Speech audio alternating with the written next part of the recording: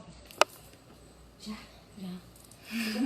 Sai, né? Não, dá pra ver. Ninguém entrou ainda, não. Calma. Agora, como saber que o menino vai entregar ele está aí na porta? Ele vai bater o telefone?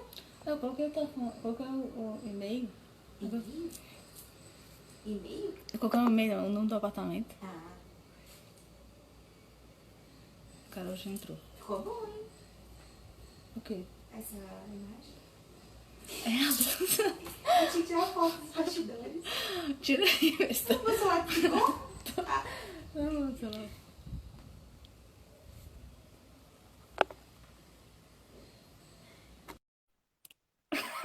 aparece aí, aí, olha pra cá. Eu não tenho noção. Eu não tenho. Uai, ela não aceita. Nossa, eu tô toda descascando. Isabela, que bom que você veio. Tudo Carol, bem? tudo bem? Tudo jóia? Joia, e você? Tô bem também. Eu quero te agradecer por ter aceito o convite, né, para vir falar sobre esse tema. Ele é um pouco polêmico, né? As pessoas Muito. às vezes, eu acho que também ele é um pouco complicado, é um pouco polêmico, porque às vezes as pessoas não têm ideia ou dimensão que isso seja um crime, né? Ou que isso não possa ser feito e como isso interfere na vida assim das vítimas. Eu acho que esse é um grande ponto, né? Que quando eu fiz um tempo atrás um IGTV falando sobre ele, teve muita repercussão, muita gente compartilhou, porque eu acho que falta um pouco de informação quanto a isso, né? Sim, sem dúvida. As pessoas não medem a repercussão disso na vida de uma mulher, né? Inclusive, eu fiz um estudo há um tempo atrás em um grupo de pesquisa que eu participei sobre gênero, falando da taxa de suicídio de mulheres que são vítimas desse crime. Né? Porque o estigma social é muito grande. Um homem que é vítima desse crime, ele sofre de uma maneira muito diferente de uma mulher. Então, assim, eu acho que a Bem informação diferente. ela é muito importante para a gente tentar diminuir ao máximo, né, os efeitos aí. Quanto mais rápido a gente consegue lidar com isso, melhor. Eu acho assim que existe um estigma maior, porque a mulher ela tem certos pudores impostos pela sociedade, né?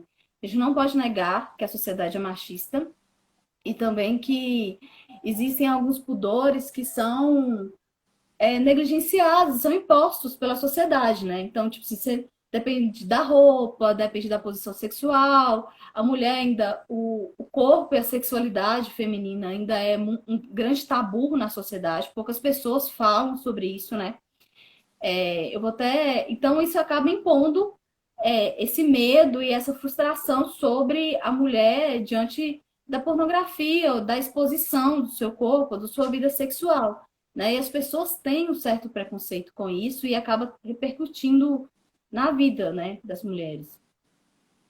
Sim, uma coisa que eu gosto muito de falar, sempre que a gente está conversando sobre dignidade sexual da mulher e tudo em termos jurídicos, é que a própria liberdade da mulher ela é uma coisa muito nova em termos de legislação, né? Assim, não sei se as pessoas todas têm essa consciência, mas os crimes contra a dignidade sexual e a pornografia de vingança está incluída nesse crime, eles só tiveram esse nome, né, de dignidade sexual depois dos anos 2000. Antes disso, era crimes contra a honra, era crimes contra a família. Então, assim, a mulher ela não é livre para ter a liberdade dela sexual, para divulgar o corpo dela da forma, né, com que ela bem entender. E isso tem uma repercussão social muito grande, porque quando a mulher divulga o corpo dela porque ela quer, ela é vista de uma forma. Quando ela divulga, quando outra pessoa divulga o corpo dela sem o consentimento dela, isso é visto de outra forma e isso afeta ela de outra forma, né? E as pessoas muitas vezes não têm essa consciência. Elas acham que compartilhar um videozinho no WhatsApp tá tudo bem.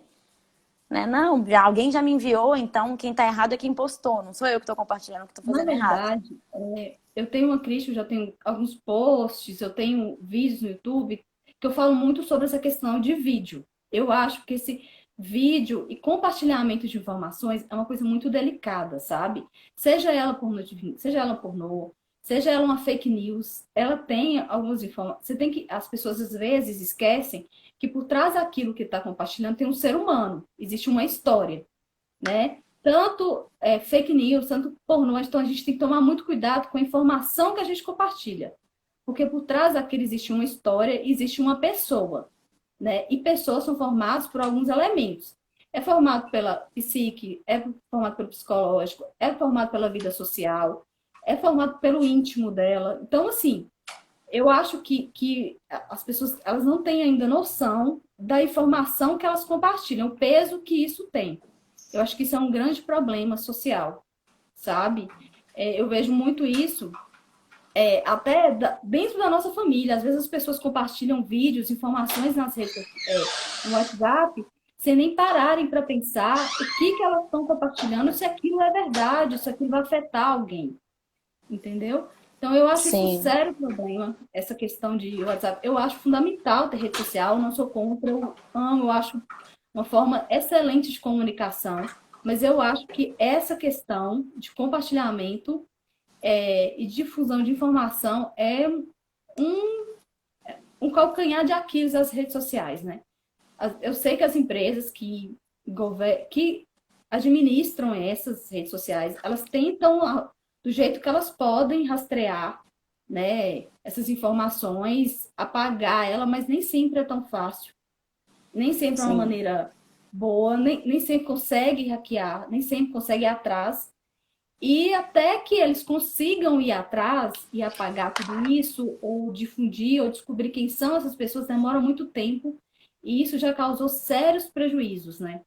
Então, eu acho que isso é importante, que todas as vezes que a gente difundir, que a gente espalhar uma informação, a gente pense se isso é verdade e a importância que essa informação tem na vida de outra pessoa, sabe?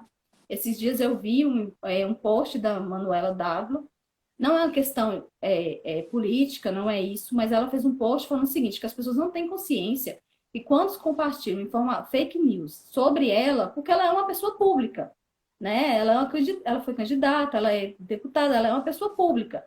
Mas ela fez um post seguinte, quando as pessoas compartilham nas redes sociais informações falsas sobre ela, sobre a ideologia dela, tudo bem, ela fala, as pessoas não estão afetando só ela, estão afetando o pai, os filhos dela, que convivem com outras sim. pessoas, que vão na rua, e ela contou que espalharam uma fake news e o pai dela, que tem 70 anos, se não me engano, apanhou no supermercado, porque uma pessoa viu a fake news e viu o pai dela, porque se conhece, que eles moram, se não me engano, no interior de São Paulo, e ela apanhou. O pai apanhou, o cara é idoso, gente. Eles esquecem que por trás disso tudo, da informação falsa, existem seres humanos e as pessoas estão compartilhando sem saber se é verdade ou não. Então é importante você saber disso, né? Quando você compartilha uma informação. Tem até um outro IGTV que eu fiz, o título era o seguinte: mensagem falsa não deve ser enviada, deve ser excluída, uma coisa assim. Também viralizou. Porque as pessoas precisam ter essa consciência da importância, entendeu? Do peso que tem. Então, quando você recebe, eu pelo menos não sou canal. Eu paro ali. Eu recebo, eu apago e sigo minha vida, porque eu não quero ser canal. Não quero pensar que eu estou Uhum. espalhando um tipo falso com consequências que eu não posso controlar, né? Então, eu acho que as pessoas têm que ter um pouco dessa consciência, né? Sim. A internet, ela é, né, fantástica, incrível, é um meio de comunicação sensacional. Mas ela também é um meio de cometimento de crime, né? Assim, as pessoas precisam ter essa consciência de que a internet não é só usada para o bem. E muitas vezes a gente fica brincando, né, que o inferno, de boas intenções, o inferno tá cheio. A sua intenção é boa, mas se você não verificar aquela informação, a consequência vai ser muito negativa e muitas vezes as pessoas não têm nem noção dessa consequência. E uma coisa que eu vejo muito é que nesse tipo de crime, principalmente contra a mulher, a primeira reação dela é sumir, desaparecer. Né? Ela apaga as redes sociais, ela tenta sumir, ao invés dela tentar mostrar para as pessoas o que aquilo está causando na vida dela, para que as pessoas criem consciência e parem de compartilhar. Então, eu acho que a gente precisa estimular, né, as vítimas, aí, não só as pessoas a não compartilharem, mas as vítimas também a se posicionarem, a buscarem ajuda, né, para que as outras pessoas tenham consciência, tenham noção do que significa o compartilhamento de uma informação falsa, né, o compartilhamento da imagem de alguém sem consentimento. Acho que a gente precisa, né, divulgar esse tipo de informação com mais frequência. Eu Isso. até fiz uma enquete antes dessa live, eu fiz uma enquete sobre o crime pornografia de vingança no Instagram, quantas pessoas conheciam. E quase 200 pessoas responderam que não conheciam o crime, que não sabiam do que se tratava. Deu, acho que 72% não conheciam, uma coisa assim. E muita gente que me segue, eu vejo que são pessoas também da área do direito, ou pessoas que já se interessam pelo direito. Então eu fico pensando, pessoas que não se interessam pelo direito conhecem ainda menos, né, o crime. Muito Então eu menos. achei, assim, agradeço, né, pelo convite mais uma vez. Acho que é um tema super relevante, super importante. Acho que essa live vai ser muito útil aí para muita gente que, né, precisa saber aí do que é esse crime, né, o que a gente pode fazer quando ele é cometido. Então, você falou que muita gente não sabe o que é pornô de vingança. O que é pornô de Uhum. vingança? Vamos começar por aí, né? É, Conceituando. vamos começar do começo. O pornô de vingança, ele é um crime que surgiu em 2018, né, que ele é um crime que foi tipificado pelo compartilhamento de cena de sexo ou de nudez sem o consentimento da vítima com a intenção de vingança, de retaliação em uma relação íntima de afeto. Então, são vários pontos. Ele pode ser cometido, que o que a gente está falando exatamente do pornô de vingança, ele é um crime até com uma pena um pouco maior do que o simples compartilhamento de conteúdo sexual, né? Porque ele é Uhum. cometido por uma pessoa que tem essa relação de afeto com a vítima, então ela conseguiu aquela imagem numa relação de confiança, ou ela gravou aquela imagem num momento íntimo do casal, ou ela recebeu aquela imagem em um momento íntimo do casal, ou em um momento de confiança daquelas pessoas. E quando a gente fala relação íntima de afeto, não precisa ser marido e mulher, basta que Uhum. exista afeto. Então pode ser um namorado, pode ser um ficante, pode ser um amigo, não precisa necessariamente ser marido e mulher, não. E por que que ela tem uma pena mais alta do que a divulgação de conteúdo sexual sem um consentimento em outro contexto? Exatamente pela questão da confiança, pela questão de como aquela imagem foi conseguida e pelo objetivo daquela divulgação. Porque uma cena de sexo comum, né, uma cena de sexo que a mulher consentiu, por exemplo, quando ela é divulgada, ela pode ter um fim econômico, né, como o filme, né, a pornografia Uhum. televisiva, você tem vários fins. Mas o pornô de vingança não, ele tem um dolo, né, um objetivo específico, que é o objetivo de atingir a honra daquela mulher, de atingir a imagem dela, de prejudicar ela. E o pior é o motivo, que normalmente é o término do relacionamento. Então, perpassa pela questão do machismo, pela questão de que a mulher não é livre para escolher com quem ela vai ficar, então ela não é livre para terminar o relacionamento.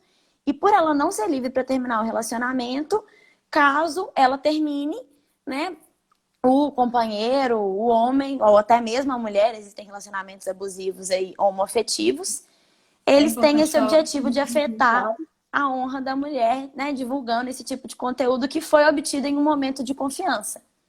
Então, assim, eu acho um crime extremamente covarde, porque ele é um crime que usa, né, de um momento em que as pessoas tinham confiança, tinham afeto, em que as pessoas se gostavam, para Uhum. se Também acho. vingar, né, para prejudicar uma pessoa simplesmente porque ela não quis mais aquela relação. E a gente deveria, né, ser livre aí para escolher com quem a gente fica, para escolher o momento de terminar uma relação. E eu acho também um pouco covarde, porque ele se abusa de um preceito social, que é o machismo, né? Na sociedade, por mais que nós mulheres lutemos por um espaço, esse espaço e essa aceitação, ela não existe ainda, né? Ela não existe totalmente, né? A gente luta, em alguns campos a gente já alcançou, mas esse campo sexualidade ainda existe um certo tabu social, né? A mulher, ela tem que manter a puridade, a sexualidade, e existem até mulheres que nem conhecem a sua sexualidade pelo próprio tabu imposto pela sociedade, né? Imposto pelo machismo. Então, muita gente, a gente até vê, né? Eu gosto de usar esse exemplo, que não é um exemplo o melhor, mas assim, a gente viu no Big Brother essa pauta ter surgido, né? Essa pauta de discussão. Em alguns momentos, até as próprias mulheres foram machistas, ou elas mostraram que elas não têm conhecimento sobre o próprio corpo, né? Igual aconteceu um exemplo que eu também gosto que eu vi, assim, que eu fiquei até um pouco pensativa, assim, não tão assustada, mas mais pensativa, foi aquele caso daquela Gabi, que ela Sim. foi fazer a volta do negócio, ela falou assim, não, mas para ficar aqui eu coloquei um OB, um absorvente íntimo.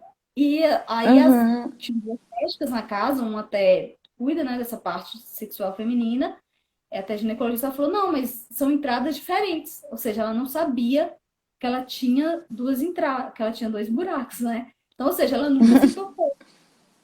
Então, assim, Sim. quando você para pensar, e quando saiu essa pauta, muita mulher começou a ver que nem ela mesma sabia, porque nem ela mesma se estudou, né?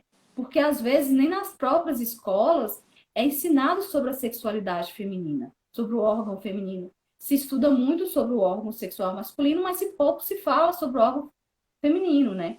Então, assim, existe até um estudo que eu fiquei até surpresa. O clitóris ele começou a ser estudado há 30 anos. Olha o tempo que Muito existe recente. e muito recente. Eu tenho 30 anos, eu me acho uma jovem, me acho uma criança. Então, você imaginar Claro. então, sobre esse estudo, entendeu? Que é muito jovem. E todo esse crime ele é baseado nisso, né? Nessa ideia. Porque se um cara tem um vídeo divulgado, todo mundo vai sair lá, o garanhão, o pegador, essas coisas que vão ser faladas. A mulher não. Então, eu acho que às vezes ele é tão covarde porque ele usa um preceito, um paradigma que nem é imposto pela sociedade, até na própria cabeça da vítima e na cabeça de outras pessoas, né? Então, assim, eu acho esse crime horrível, assim, né? Na minha Sem opinião. dúvida. Sem dúvida. Essa questão social por trás desse crime ela é tão importante que existem vários estudos, né, que mostram por que as mulheres são retraídas, por que a sexualidade das mulheres é retraída. E para mim o que mais, assim, o mais claro é que quando as mulheres, né, começam a menstruar, têm aí os seus 12, 13 anos, a primeira coisa que as mães fazem é levar no ginecologista para tomar anticoncepcional para não engravidar. Né? Assim, é uma coisa absurda, a preocupação é essa. Enquanto os meninos não. Os pais querem levar um puteiro, os pais querem dar uma revista pornô. Hoje com a internet isso não é mais necessário, mas há um tempo atrás era muito usual. Assim, eu vejo as pessoas comentando, né? Isso é algo muito cotidiano. Então, assim, os homens são instigados a conhecer a sua sexualidade desde cedo. Se eles não conhecem, eles estão errados. Né? Um menino de 12, 14 anos que não passa muito tempo no banheiro, o pai tem que fazer alguma coisa porque tem alguma coisa errada. Enquanto as mulheres estão ao contrário. Elas têm que se retrair, elas têm que esconder, elas têm vergonha de menstruar, elas têm vergonha de falar para as pessoas, elas têm vergonha das consequências disso, sendo que são consequências naturais, são naturais do corpo, são biológicas. Né? Não Uhum. existe mulher sem menstruação, menstruação não deveria ser um tabu, não existe ser humano que não se masturbe, que não tenha hormônio, que não tenha, né, que não sinta as coisas a partir daí. Eu acho que a gente tem que parar de criminalizar, né, a masturbação feminina. Isso não é ser tarada, isso é simplesmente ter hormônio, assim como qualquer outro ser humano tem. E assim, Uhum. é algo que faz inclusive bem para o corpo. Tem várias sexólogas que falam da importância, né, de ter um orgasmo, da importância de conhecer o seu corpo, do que aqueles hormônios, do que aqueles sentimentos vão refletir na sua vida. Inclusive profissional, né, gente? Você tem... o corpo humano ele é totalmente relacionado. Então, a saúde mental, todos esses sentimentos, eles se ligam. Então, muitas vezes a pessoa tem uma doença mental porque ela não tem alguma outra parte do corpo dela desenvolvida. Ou ela tem uma dificuldade profissional, ou ela tem uma dificuldade de se relacionar com as outras pessoas porque ela não desenvolveu alguma coisa no corpo dela. E o machismo faz com que as mulheres não desenvolvam uma série de coisas no corpo delas. E uma delas é o conhecimento, um conhecimento sobre sexualidade, um conhecimento sobre o próprio corpo. E isso é tão doloroso, né? E as consequências são tantas que quando a mulher tem um conteúdo sexual dela divulgado, para ela é como se a vida dela tivesse acabado. Porque a imagem da mulher ela é muito mais importante que a imagem do homem. O homem ele é visto pelo que ele faz. A mulher é vista pelo que ela aparenta. Então, assim, o homem, pouco importa se ele é bonito, se ele é feio. Se ele é um bom profissional, ele é uma pessoa legal. A mulher, ela pode ser uma excelente profissional. Se ela não tiver com a unha feita, com a sobrancelha feita, depilada, com o cabelo arrumado, ela não é uma boa profissional. ela não passa uma boa imagem. Então, assim, a gente precisa falar sobre o que significa a imagem da mulher. Por isso que o crime de pornografia de vingança, ele é cometido, na maioria das vezes, contra mulheres. Porque a imagem do homem, ela pode ser importante ou não. A imagem da mulher, ela necessariamente é importante. Né? Assim, a mulher não consegue desenvolver outras coisas na sua vida se a sua imagem estiver prejudicada. E quando eu falo não consegue, é pela sociedade, não é por ela. Né? Porque por mais que ela tente ir contra esses padrões, o tempo todo a sociedade vai jogando aquilo na cara dela. Ah, tudo bem você ser mãe e ser profissional, mas você tem que estar com seu corpo em dia. Mas você tem que estar com a sua aparência em dia. Se você optar por ser mãe e profissional, mas não conseguir cuidar da sua aparência, então tá errado. E não deveria ser assim, né? Até porque nós não somos super poderosas, nós não temos a capacidade de fazer 200 tarefas por minuto e muitas vezes a gente não consegue conciliar essas coisas. Então, assim, por que que a aparência da mulher ainda é uma pauta tão relevante na nossa sociedade? É o que eu, né, gostaria de entender e até jogo essa pergunta aí para que a gente reflita, né? Por que se importar tanto com a aparência de uma mulher quando várias outras coisas podem e são mais importantes, né? Até no campo profissional, né? A gente vê isso no campo profissional. Eu posso dizer como advogada, se a gente não tiver de salto alto, cabelo arrumado, a cara linda, maravilhosa, você nunca pode ter olheira, mas em compensação você tem que trabalhar muito, tem que cuidar de casa, tem que ter um relacionamento, tem que cuidar do corpo, você tem que estudar, porque a nossa profissão exige muito, né? Um estudo Você tem que ter constante. filho, né? Porque a mulher Você que tem não que tem ter filho, ela filho. tá errada também. Não, eu sofro muito com isso, porque um dos meus sonhos não é ter filho. Um dos meus sonhos. Entendeu? Eu não tenho esse objetivo. Eu acho lindo, respeito, acho maravilhoso. Não estou dizendo isso. Mas eu olho aquilo e falo, eu não tenho preparação para passar para uma pessoa toda a ideia, toda a educação, não sei. Não é uma coisa em mim. Penso em adotar, mas ter aqueles hormônios, aquela vai. Não é comigo. Mas eu sofro muito isso, porque as pessoas olham pra mim e falam assim, mas você não quer. Tipo assim, sempre tem, sabe? Que eles olham. Mas mulher tem que ter. Eu pergunto, por que eu tenho que ter? Sabe? Por que que eu tenho que ter? Não é uma casa para eu morar. Eu tenho que ter um lugar para morar. Isso eu tenho que ter. Mas por que que eu tenho que ter? Sabe? Eu acho que você tem que caber na sua vida, assim que tem que ter. E eu vejo muito isso. Às vezes eu até evito de falar com as pessoas sobre isso. Porque às vezes olham assim, mas por quê? Então, tipo assim, eles não aceitam, sabe? Eu já vi isso também, até em casais. Porque quando eles falam assim, não, mas eu não quero ter, a gente não quer ter filho. As pessoas sempre acham que o homem é infértil, a mulher é infértil, a mulher não é feminista. Fica todo mundo falando, mas às vezes as pessoas não conseguem entender que não é daquela pessoa, é uma responsabilidade que a pessoa não quer ter, porque é uma responsabilidade, sabe? Você passar educação para o Sim. outro, você cuidar do outro. Então, eu acho que isso é uma questão até de corpo. Talvez a pessoa não queira passar por aquela fase, porque é uma fase. Mulher muda, vem hormônios, e tem que ser respeitado, sabe? Tem um Instagram que eu gosto muito, que é a Isa Ribeiro, eu já falei dela várias vezes no meu Instagram. Eu admiro muito ela, ela tem um podcast que ela fala o seguinte: o corpo da mulher não é um objeto social, porque todo mundo quer dar palpite, né? Todo mundo quer dar. Se você Sim. tem filho, todo mundo quer falar o que você tem que fazer, onde você tem que ir, o que você tem que comer, se você tem filho, se você não tem filho. Todo mundo quer dar um palpite, você não pode usar tal roupa. Ela falou que você tem que estar sempre de bem. Não é assim, entendeu? Então, isso é uma pauta que ela fala e eu achei super interessante. Então, assim, eu acho que a sociedade está muito baseada nessa questão, né? O corpo feminino ainda é um objeto social, né? Todo mundo quer dar palpite.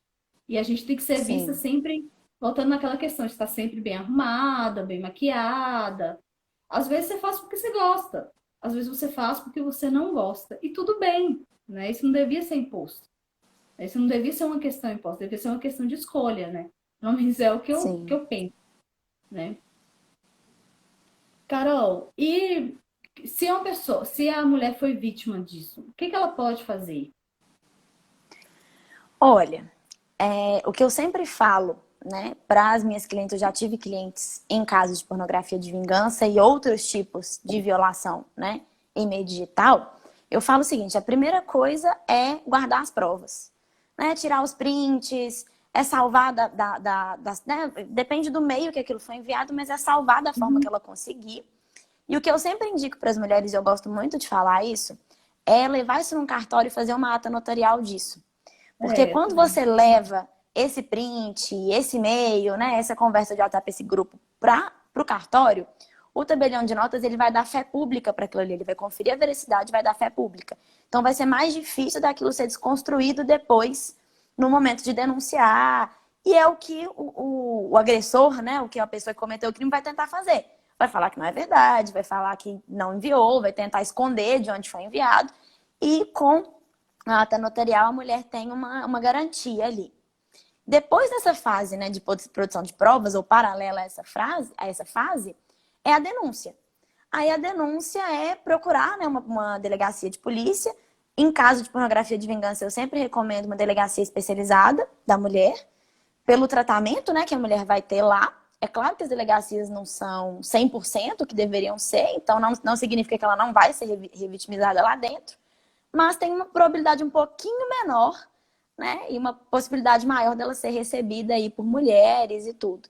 Então é se dirigir a uma delegacia, fazer um boletim de ocorrência, e aí tem que analisar cada caso, né? Depois do boletim de ocorrência, ou a mulher vai, né, fazer a representação, vai entrar em contato com o Ministério Público para que, né, seja evoluído aí o processo criminal, ou ela vai pedir medida protetiva, se for um caso aí de extorsão, por exemplo, em âmbito doméstico, né? É possível aí que o ex-marido, o ex-namorado esteja extorquindo a mulher com aquelas imagens, esteja pedindo, né, constrangendo, fazendo ameaças, fazendo, né, cometendo outros crimes aí em volta da pornografia de vingança.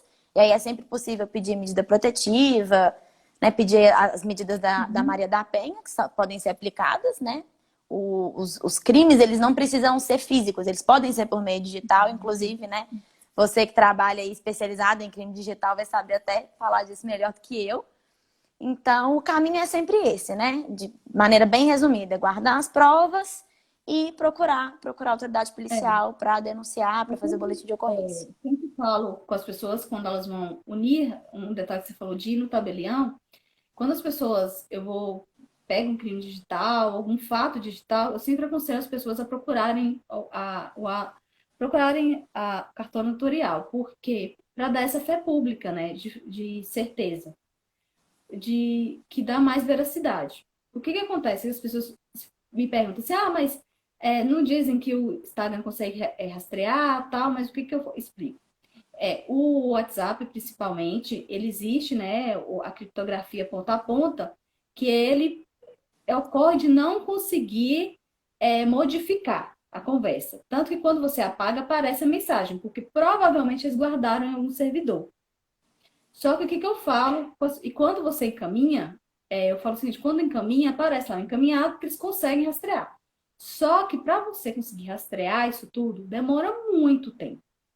Porque tem que notificar o WhatsApp, a empresa Facebook, o Facebook, a central dela não é aqui, é nos Estados Unidos, é uma confusão. Então demora um tempo. E às vezes você simplesmente ir lá no cartório notarial e fazer o registro, colocar a fé pública, é muito mais eficiente, muito mais rápido, né? E eu falo o seguinte, dá uma credibilidade, porque existe uma questão, somente na tecnologia, que a tecnologia está avançando muito rápido.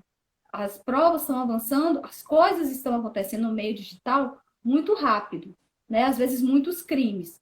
Mas o Poder Judiciário ainda não está conseguindo acompanhar. Então, às vezes, os juízes não conseguem entender. É um sério problema poder explicar. Até questão de IP, hoje a gente tem discussão, porque às vezes nem o juiz até hoje não conseguiu entender, às vezes, o que é um IP. Né? E hoje a gente já tem problemas com IPs e tal. Então, isso é um fato. Então, assim, eu sempre aconselho as pessoas a procurarem e colocarem esse negócio. Esse é um detalhe, para mim, importantíssimo para dar a fé pública. Né? Até você mais célere, mais seguro. Porque com a fé pública, o juiz entende. O delegado entende, sabe? Eles conhecem. Então, é interessante. Eu acho que esse detalhe que você falou é sensacional, assim. Sim, o que eu sempre falo também é para procurar um advogado. Porque, assim, sempre que a gente né, que a pessoa for vítima de um crime ou souber de alguém que for vítima de um crime, as pessoas sempre tendem a procurar somente a autoridade policial e direto na delegacia. E muitas vezes, alguns cuidados, algumas ações que você pode tomar para acelerar o processo, para facilitar o processo, só um advogado vai saber né, te orientar. Essa questão da ata notarial mesmo, dificilmente um policial vai te indicar esse caminho. Então, quando você procura um advogado, você consegue ter toda essa orientação. Porque tem muita gente que pensa assim, eu fui vítima de um crime, mas quem vai, né, denunciar, quem vai mover o processo é o Ministério Público, então não precisa de advogado. Mas não, a assistência à vítima em um processo criminal, ela é dada por um advogado e ela é muito importante. Até para a vítima confiar no processo, confiar no sistema, né? Porque, assim, eu trabalho muito com mulheres, então, em caso de violência doméstica, isso é muito comum. A mulher, ela não acredita que a autoridade policial vai dar andamento no inquérito, vai dar andamento no processo. E muitas vezes sem um advogado ali, né, dando as orientações, orientando mesmo sobre o andamento, sobre o que está acontecendo, a vítima desiste no meio do processo. Ela, né, acaba não tendo ali a resposta que ela poderia ter e acaba deixando para lá. Então, assim, uma coisa que eu sempre falo, não é, né, puxando sardinha para a nossa profissão, mas o advogado, ele é essencial à justiça sempre.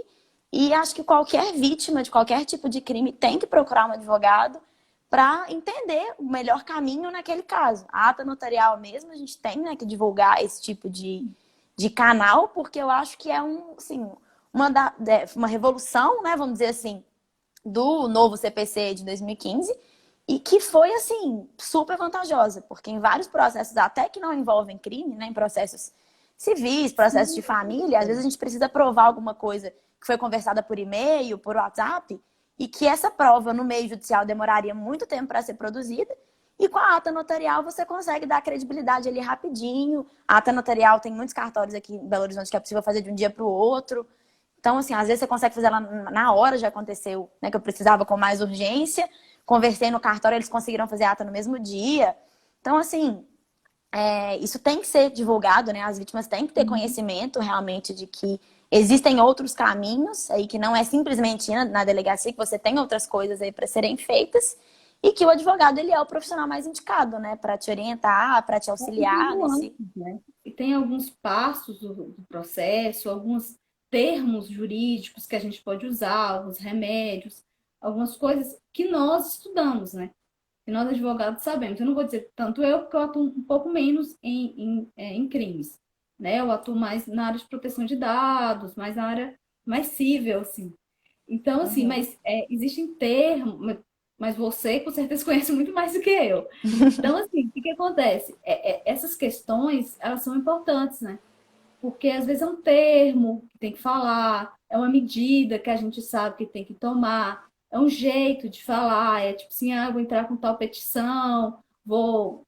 A gente tem umas estratégias que nós estudamos para garantir que ele seja mais célere, com quem conversar, como conversar, entendeu? Então, assim, é importantíssimo você estar instruído, até porque quando a gente não vai instruído, existe uma questão assim que eu acho a gente às vezes não sabe, a gente é meio que passado para trás, a gente fica inseguro, né? Então, assim, tem essa questão que Sim, você falou, você não vai com um advogado, aí não acho que tem solução. Então, eu acho isso muito complicado, eu acho que tem que ir. Né? A gente vê até um exemplo recente, até o Sérgio Moro, que é juiz durante 22 anos da vida dele, sim, ele foi prestar um depoimento e ele foi como advogado, né? Para que ele tenha resguardado as garantias dele, né? Porque existem algumas garantias na lei que às vezes o leigo não tem, e é necessário que você que vá com um profissional que vá garantir isso, né, para você. Então eu acho isso sim, importantíssimo, às vezes tem muita gente que não sabe e não procura um advogado, porque acha que é desnecessário, né? sim. E o advogado, ele é muito necessário, já que a gente está falando de pornografia de vingança, para crimes cometidos contra a mulher. Isso é uma coisa que eu falo muito pelo seguinte: o estigma social é tão grande e o machismo é tão grande que muitas vezes uma mulher chega na delegacia para fazer um boletim de ocorrência em um caso de violência doméstica, por exemplo, e ela ouve do delegado ou da autoridade policial que estiver presente que não, aquele caso não é grave o suficiente para a ocorrência ser registrada, que ela não apanhou o suficiente, para ela voltar outro dia. Algumas situações que em crimes que não são contra a mulher, em crimes que não são de gênero, não acontecem. Então, assim, sempre que eu ouço, né, sempre que alguém me procura tendo sido vítima de alguma violência contra a mulher, seja digital, seja doméstica, independente, ou, né, que sabem de alguém que sofreu, eu falo isso, falo para a pessoa procurar um advogado e para ela não se dirigir à delegacia sozinha, porque ela vai sofrer um estigma social lá dentro e a chance dela não ter as garantias dela, né, efetivadas é muito grande, porque muitas vezes o delegado se nega a registrar o boletim de ocorrência e até já passando essa informação, a autoridade policial não pode se negar, é um direito de, de toda vítima registrar a ocorrência, até porque a ocorrência ela não é uma condenação, né? Ela é um direito seu registrar a ocorrência, e aí depois um juiz vai averiguar se os fatos foram exatamente, né? Se é exatamente do jeito que foi narrado ou não, mas isso aí é um outro momento. No momento do registro da ocorrência, você tem esse direito, e né, a autoridade policial nenhuma está ali para julgar, para decidir se foi grave, se não foi grave, se aconteceu, se não aconteceu. Então, assim, eu falo que o advogado ele é muito importante nesses momentos, né? Para que não só as mulheres, mas todas as vítimas, elas tenham ali E todas eu as falo o medidas que seguinte elas têm também. direito, né? Existe uma questão que eu falo quando as pessoas falam comigo que não vão registrar o boletim de ocorrência, porque às vezes as pessoas têm medo, né, de registrar, tem preguiça de registrar essas coisas. Aqui que eu falo com as pessoas, às vezes você tem que registrar até para você ter para você a prova, né, você começar o inquérito, começar tudo, e também para que fique registrado em algum lugar que aquela pessoa fez aquilo. Porque senão, as pessoas vão ficando em silêncio e você vai dando força para a vítima, né? O que ela fez com você e ela pode fazer de novo e ela pode fazer com outra pessoa. Entendeu? Então, a gente não pode deixar impune, principalmente esses casos de violência doméstica, para que fique registrado que essa pessoa já fez isso alguma vez na vida dela.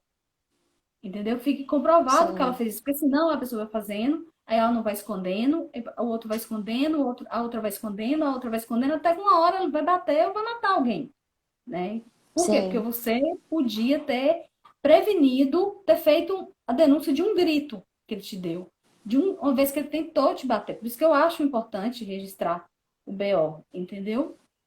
E às vezes as pessoas têm um pouco de preguiça. Ah, demora, eu vou para lá. Aí você tem que passar por um monte de gente, tem que ficar repetindo o caso. Mas às vezes isso é importante para esse momento, né?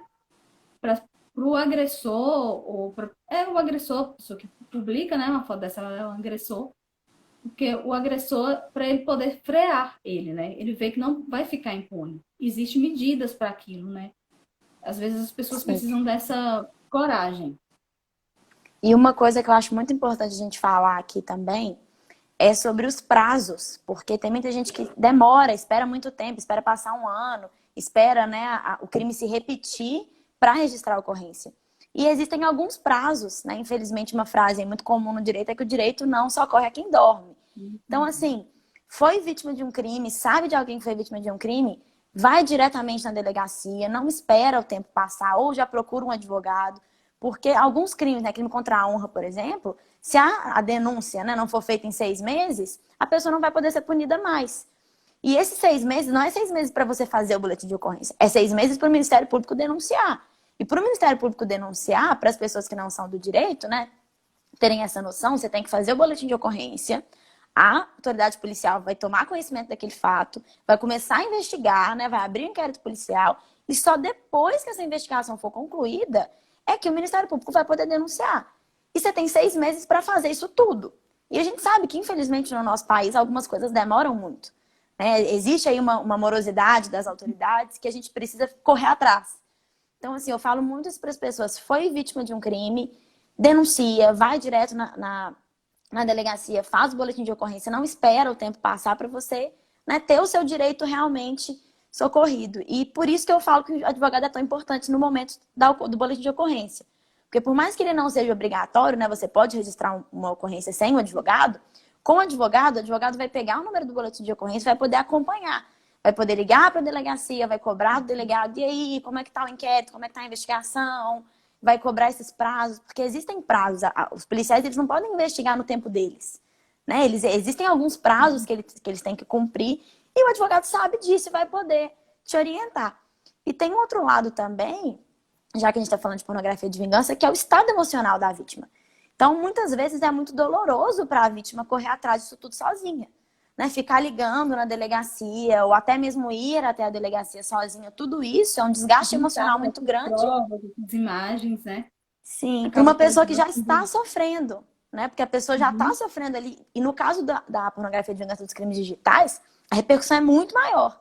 Porque ao mesmo tempo que aquela imagem foi divulgada, a pessoa já está recebendo mensagens, já está recebendo zoações, já estão fazendo memes, já estão reproduzindo aquilo ali de várias formas. Então, diariamente, ela está, né, revivendo aquele crime. Então, é muito doloroso para ela ir sozinha até uma delegacia tentar, né, ter o seu direito efetivado. Então, é muito importante aí procurar informações, procurar advogado, procurar, nem que seja um amigo, uma pessoa de confiança realmente para te ajudar nesse momento. Acho que isso é essencial, assim, para as vítimas. Também acho essencial. Carol, a gente podia falar como combater esse crime, né? Se a gente não foi vítima, como a gente faz para combater, né? Claro. Olha, tem várias formas aí de combater, né? A primeira delas, que eu acho a mais importante, é a gente falar sobre o crime, realmente mostrar para as pessoas o quão delicado esse crime é, como as consequências desse crime são, né, são dolorosas, elas podem levar, sim, ao suicídio da vítima. Então, eu acho que conscientizar as pessoas, porque o crime, no caso da pornografia de vingança, eu fico brincando que ele é um crime permanente, né? Até que as pessoas do direito não têm essa concepção ainda de maneira majoritária. Mas por que eu falo que ele é um crime permanente? Porque ele não é crime só quando, só quando a imagem é postada, é divulgada. Ele continua acontecendo cada vez que essa imagem é divulgada, cada vez que essa imagem aparece novamente ali em uma rede social. Então, a gente conscientizar, né, falar com as pessoas da importância de não divulgar, da importância de deletar, da importância de não fazer download, de não salvar esse tipo de imagem, é muito importante, porque existe também a questão do hacker. Então, eu fiz um download de uma imagem de uma amiga, eu não compartilhei. Mas o meu telefone foi hackeado, aquela imagem voltou a aparecer. Vou falar, amiga. Então, a gente, né, uma das formas aí de combater é realmente não só evitar o compartilhamento, mas fazer, né, tomar medidas aí de não fazer o download, de deletar esses arquivos. E outra forma da gente combater, né, seria denunciando. Eu fico brincando que é no lugar da vítima. A vítima não denunciou, mas você está vendo, ele já recebeu de 2, 3 grupos uma imagem ali que você não sabe se a vítima consentiu, né? Se você não sabe se a pessoa que está naquela imagem consentiu, denuncia. Você não pode ir numa delegacia fazer um boletim de ocorrência, mas existem vários canais digitais para isso. Tem um site que eu gosto muito, que chama SaferNet, que é uma ONG que trabalha muito com essa questão de denunciação de crimes digitais, principalmente relacionados à imagem, tanto contra a mulher quanto pornografia infantil, né, questão de prostituição aí de adolescentes, de crianças. Então, é possível você enviar para essas ONGs, enviar para essas pessoas o arquivo. Falar, olha, eu recebi um arquivo num grupo, você vai lá, envia para o site, envia para a ONG, para aquela ONG investigar e aquela ONG descobrir se realmente a pessoa consentiu ou não, e aí a ONG vai procurar a vítima, que é quem vai ter legitimidade, né, para denunciar. Então, resumindo aí tudo que eu disse, que eu acabei falando muito, você pode combater apagando, evitando o compartilhamento, divulgando, né, a informação, falando para as pessoas para não compartilharem, repreendendo amigos ali que compartilharam, que te enviaram, e denunciando. Quando você não for vítima, denunciando em ONGs, em sites, em blogs, né? Tem várias pessoas aí que fazem esse trabalho social que eu acho também muito importante. E hoje até as próprias redes sociais já possuem canais que você pode denunciar, né, essas notícias, esse compartilhamento, e ela consegue rastrear e ir apagando, né? Porque o que acontece? Começou a surgir um boom dessas redes sociais que elas começaram a ser responsabilizadas ao redor do mundo por esses conteúdos, né? Porque ela tinha que rastrear tal, e hoje ela tem que rastrear, ela tem que criar meios de rastrear e apagar.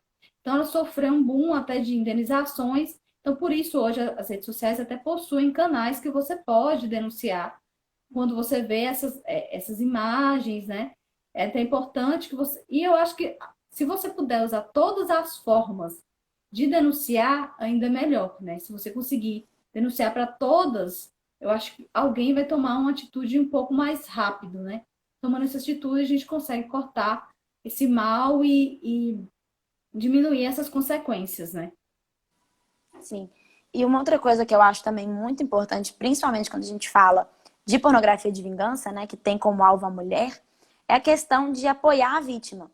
Então, assim, muitas vezes a gente recebe essas imagens em canais de comunicação em massa. Então, a gente não sabe quem é a vítima.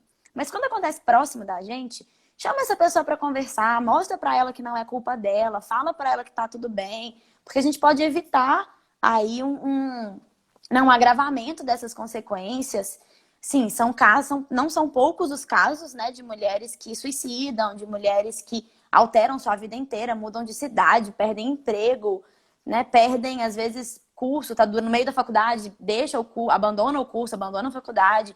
Então, assim, as consequências são inúmeras e muitas vezes uma mensagem de apoio pode fazer uma diferença enorme na vida daquela pessoa que você não faz nem ideia.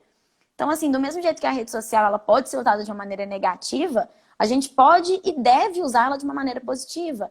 Então, assim, você viu uma mulher, né, denunciando que alguém divulgou uma imagem dela sem o consentimento dela, ao invés de você julgar aquela mulher e perguntar, mas por que você mandou a imagem para ele? Vira para ela e fala, tudo bem, a culpa não é sua, você confiou nele e ele não deveria ter divulgado, quem tá errado é ele, não é você. Então, assim, isso é muito importante, a gente precisa conscientizar. Quando a gente fala, né, em feminismo, em união feminina, em sororidade, empatia, envolve tudo isso. Não é simplesmente usar esse discurso e falar que tá tudo bem, mas é realmente apoiar umas às outras. Ao invés de julgar, falar, mas ela só postava foto no Instagram dela provocativa, então ela mereceu. Não, não é por aí, sabe? Se ela teve um conteúdo íntimo divulgado, a pessoa que tá errada é a pessoa que divulgou, não é a pessoa que produziu o conteúdo. Uhum. Eu tenho todo o direito de produzir o conteúdo que eu quiser, de usar o meu corpo do jeito que eu quiser. Então, se eu quiser gravar hoje uma relação sexual minha com o meu namorado, com o meu ficante, com a peguete, com quem quer que seja, é a minha imagem, é a imagem da pessoa, com o consentimento dos dois. Por que isso é negativo? Por que isso é ruim? Né? É ruim a divulgação disso sem autorização. Então, assim, esse apoio à vítima é uma coisa que, às vezes a gente não pensa em fazer, a gente passa batido, né, por aquela publicação, por aquela denúncia, e a gente poderia realmente aí estar salvando a vida de uma pessoa ou ajudando uma pessoa, né, a passar por isso. Com certeza. Carol, eu recebi uma pergunta. Eu acho que a gente consegue responder juntas. Até Claro. onde o Poder Judiciário pode intervir nos sites quando esse crime acontecer? Bom, pode Posso começar, começar? se quiser. Pode, claro. Então, o que que acontece? As redes sociais, a interferência do Poder Judiciário, ela pode ser praticamente plena, desde que haja o pedido e haja o entendimento do Poder Judiciário para que serve aquilo. Como eu disse, as tecnologias têm avançado, as redes sociais têm avançado. Muitas dessas redes sociais usam algoritmos de inteligência artificial para poder divulgar e excluir essas mensagens, mas o que acontece? O nosso Poder Judiciário não consegue acompanhar, muitas das vezes, a evolução dessa tecnologia. Então, às vezes, eu, como advogado que atua na área digital, o que eu sinto? Que às vezes eu tenho que sentar com o juiz e eu tenho que ser praticamente uma aula de programador, porque eu tenho que ensinar para ele para que serve cada coisa, entendeu? E às vezes ele não consegue compreender. Então, quando eu vou pedir, quando o Ministério Público já está bem avançado, ele já possui estudos nessa área há algum tempo, né? Porque o Ministério Público já lida com essa questão. Então, às vezes, com a ajuda do promotor de justiça, a gente tem que sentar com o juiz e com o delegado de polícia. Eu não estou culpando deles não saberem. A gente sabe que hoje o judiciário está abarrotado e às vezes eles não conseguem se atualizar. Tudo bem. Mas o que eu sinto é que o Poder Judiciário às vezes não consegue acompanhar esse entendimento, esse estudo, e às vezes eles não conseguem aplicar as formas de rastrear muito mais rápidos, né? Porque às vezes a gente tem que pedir, tem que ir lá conversar, tem que explicar tudo para ele. Até QR Code às vezes é difícil do juiz usar. Então, às vezes, você tem que até que ir lá explicar para ele. Eu coloco QR Code e às vezes eu tenho que ir lá despachar com ele como é que lê o QR Code. Então, esse é o problema. Se a advocacia 4.0 não é fácil nesse país. Não. Não.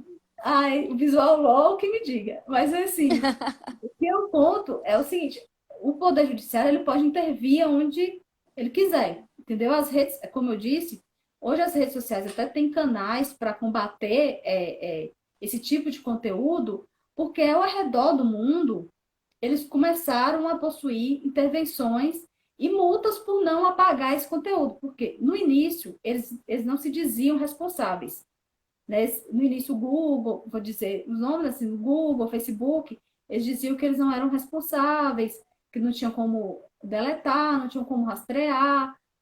E o Poder Judiciário, não é só no Brasil, ao redor do mundo, começou a pedir eles para rastrear e apagar. Então, eles possuem sim como apagar. Se eles não possuem, eles têm que começar a desenvolver uma tecnologia.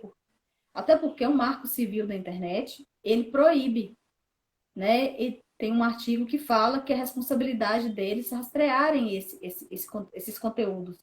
Então, aqui no Brasil, depois do Código, depois do Marco Civil, começou-se mais eficientemente a pedir eles para excluírem. Então, assim, até onde ele pode ir, até eu acredito que até onde o Poder Judiciário conseguir entender como funciona a tecnologia e como funcionam as tecnologias dele. Basta eles saberem, né? Basta você saber pedir. Você, para atuar nesses crimes, eu acho que é importante você ter um estudo, né? Para você poder entender como é feita essa forma, como funciona a inteligência artificial, como funciona o algoritmo, como que ele é compartilhado.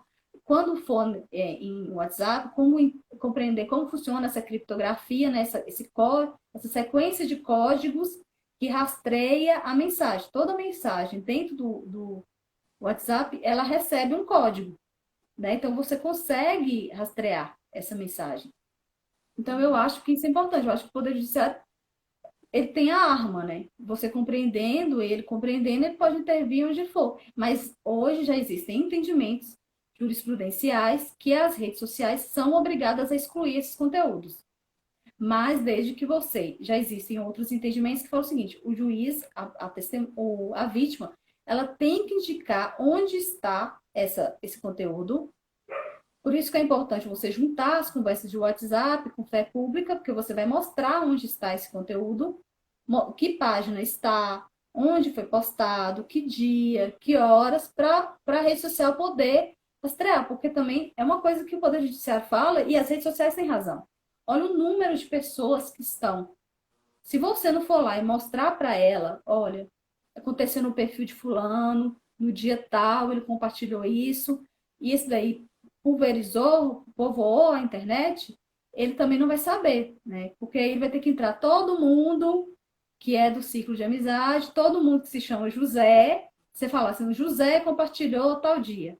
Aí vai ter que entrar todo mundo que é de José para poder fiscalizar. Imagina esse tempo, né? Então, hoje, a responsabilidade deles excluírem.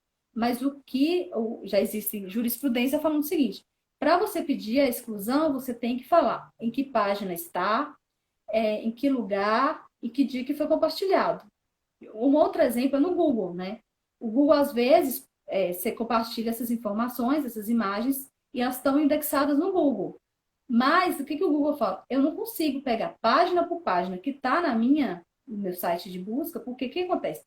É importante dizer o seguinte: o Google ele é um site de busca. Então, ele pega todas as páginas do mundo que tem indexação, que é uma coisa de SEO lá, coisa de programador, e joga no negócio dele. Então, se você não disser que página que é, qual que é o endereço, que dia que foi compartilhado, você não consegue excluir, porque senão o Google, imagina, tanta coisa que sai no Google todos os dias, ele tem que olhar um por um para poder rastrear. Então, é um dos pedidos que até o Poder Judiciário faz. Já existem procedências de pedido de exclusão dessas imagens que são indeferidas, porque a pessoa simplesmente pede a exclusão, ela não indica onde está. Então, por isso é importante você dizer, pelo menos, a primeira página que foi compartilhada essa informação, ou que você teve conhecimento, para depois o Google conseguir daí rastrear. Porque senão ele fica um pouco perdido, né? Isso, eu acho que isso é uma questão importante de ser dita também em ações judiciais, se possível, quando você juntar essas páginas, você dizer onde elas estão, se for uma página da internet, né? Juntar essa ata notarial, que vai estar lá onde que é, né? Onde que está essa página, onde estão essas imagens. Então, assim, voltando à pergunta, até onde ele pode ir até quando ele for solicitado e quando for informado, né?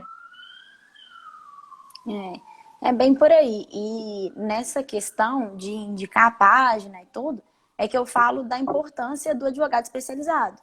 Porque o judiciário, a gente não pode esquecer que ele tem um choque de geração com essa questão digital, né? Você tem aí muitos juízes, muitos delegados. Sim, eles têm uma dificuldade em entender porque realmente são coisas muito novas, né? O meio digital, a tecnologia, ela desenvolve a cada dia. E assim, você tem muitos juízes aí que têm mais de 50 anos, mais de 45 anos, eles realmente não têm conhecimento daquilo e não têm tempo para ter aquele conhecimento. Então, assim, quando você contrata um advogado que tem esse conhecimento, o advogado vai levar esse conhecimento para o juiz e vai permitir com que o juiz haja, né? Porque a rede social, para evitar aí a responsabilização dela, ela vai sempre apresentar a dificuldade, apresentar o problema, né? Eu falo que a Uhum. advocacia a gente sempre tem que ter essa noção de que a outra parte vai apresentar um problema e você tem que apresentar a solução para que o juiz faça. Então, assim, se você não pedir, não mostrar para o juiz, olha, juiz, é possível fazer porque está nesse local, a imagem está nesse endereço. O juiz vai entender, realmente é possível fazer, o problema que a rede social está apresentando não é razoável, então eu vou intervir. Agora, se você não mostra que é possível fazer, a rede social vai falar que não é possível e o juiz também vai entender que não é possível. Então, assim, a Uhum. gente, né, como vítima, não basta ser vítima. Você tem que tomar algumas medidas, tomar até algumas posturas para permitir a ação do Poder Judiciário também. Não adianta colocar na mão do juiz e falar, toma, a bomba é sua, resolve. É. Porque você Ele não não vai vai ter uma fazer, ele não foi resposta, provocado, né? ele não vai resolver, você não vai ter uma resposta satisfatória e vai continuar com o problema. E, assim, eu sempre falo de bom senso, né? Eu falo que a gente nunca pode sempre partir para a briga judicial.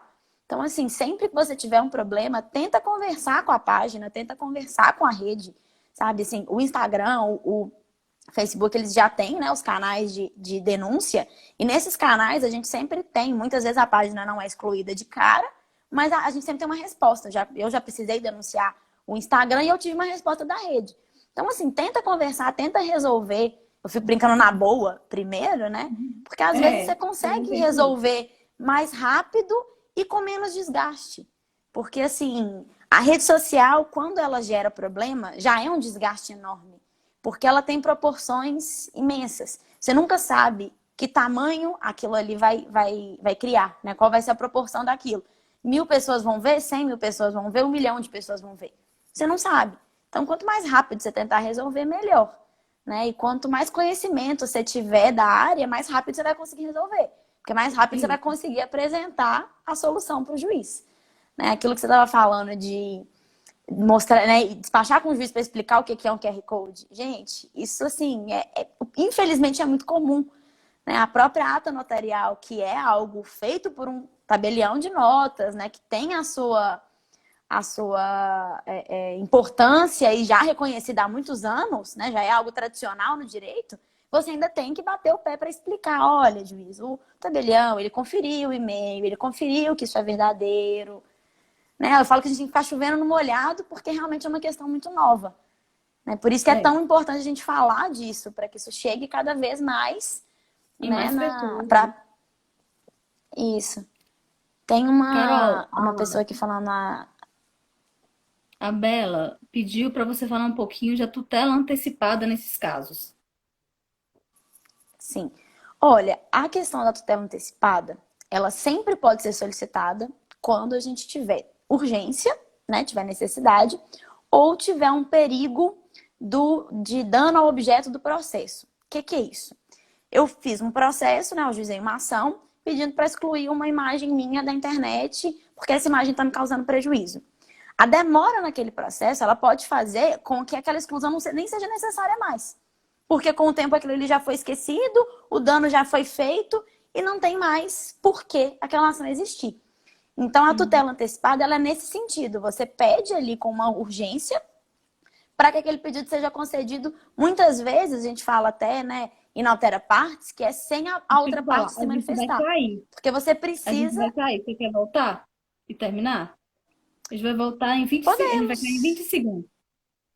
A gente Tá, encerra e Joia, a gente volta. volta então Não foi? Eu para falei. concluir essa pergunta. Isso.